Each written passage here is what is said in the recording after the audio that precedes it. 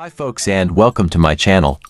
Today I'm going to show you how to power off or restart Motorola G24. I will show you 2 ways to turn off the phone and how to change the function of the power button so that you can turn off the phone with a simple press.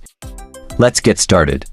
Press short on the power and volume up buttons and the power menu will appear on the screen. The second way to turn off the phone. Pull down the notification bar twice and you will see the power icon at the bottom right.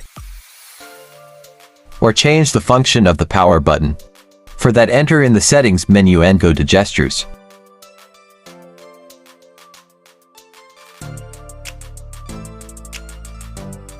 Now go to press and hold the power button. Now select the power menu.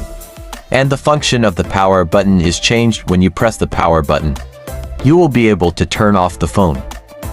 Thank you for watching and have a nice day.